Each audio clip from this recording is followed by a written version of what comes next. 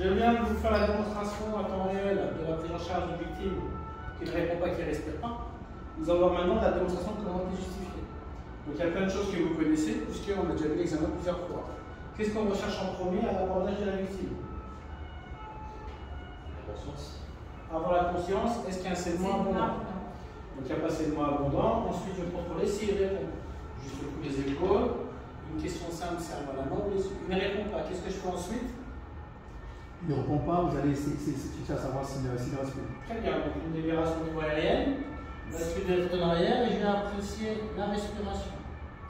Un temps suffisant, environ 10 secondes. Je ne sens pas bien sur ma joue. Le thorax et l'abdomen ne se soulèvent pas. Et je ne sens pas de bruit. La victime ne répond pas, ne respire pas. À ce moment-là, la vie de la victime est menacée à court terme. Immédiatement, j'envoie un témoin alerter les secours en respectant le protocole interne de l'entreprise. Vous lui demandez bien de ramener le défibrillateur. Si vous êtes un sauveteur isolé, vous avez vu un défibrillateur à proximité, vous allez mettre moins de 10 secondes pour aller le chercher, vous laissez la victime, vous allez chercher le défibrillateur et vous le mettrez. Si vous êtes sauveteur isolé, vous prenez votre téléphone portable et vous le mettez sur votre parleur. Okay. Donc là, on va effectuer le massage cardiaque. Donc déjà, si possible, le premier point, c'est de mettre la victime sur le dos, sur un plan dur si possible. Pourquoi un plan dur si possible? C'est pour pouvoir comprimer le cœur entre le sternum et la colonne vertébrale et un troisième plan dur qui est le sol, ce qui va permettre de comprimer efficacement le cœur pour que le sang soit éjecté dans tout le corps humain. Une fois que la victime est sur le dos sur un plan dur, on peut la mettre torse nu si possible. Vous n'êtes pas obligé. Et là, je viens prendre le talon de la main que je viens positionner sur la moitié inférieure du sternum.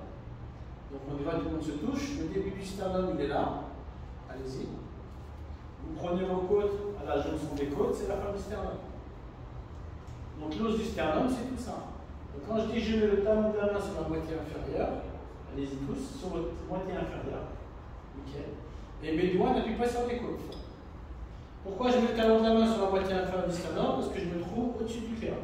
Mes doigts n'appuient pas sur les côtes et je viens entrecroiser mes doigts.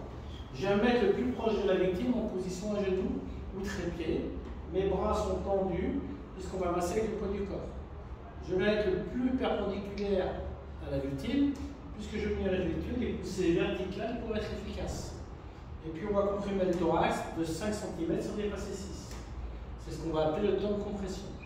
Le sang est éjecté dans le corps quand je comprime. Quand je relâche le thorax, je laisse le thorax pour prendre sa position initiale pour que le cœur se remplisse de sang efficacement. Il va falloir que mon temps de compression soit égal à mon temps de relâchement. Il va falloir que je masse à une fréquence comprise entre 100 et 120 compressions minutes. Donc tout à l'heure dans la démonstration à temps réel, il y avait un métronome. Et il va falloir que je comprime 30 fois.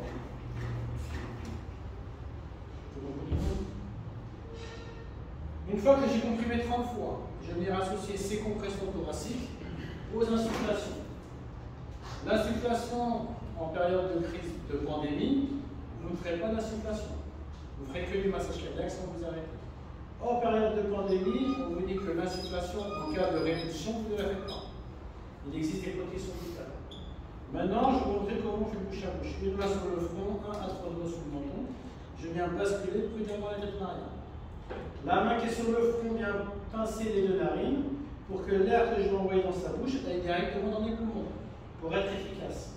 Mes doigts sont toujours encrochés et j'ouvre légèrement la bouche pour pouvoir insuffler progressivement. Je viens englober toute ma bouche autour de sa bouche de manière hermétique.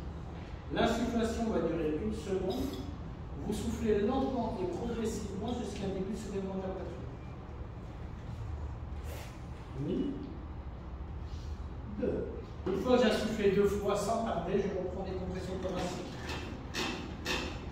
Et là, je vais effectuer mes 30 compressions associées à mes 2 insufflations. 30 compressions, 2 insufflations, jusqu'à l'arrivée des secours ou jusqu'à l'arrivée des défibrillateurs.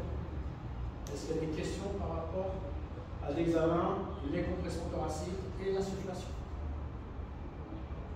C'est bon? Vous venez de vous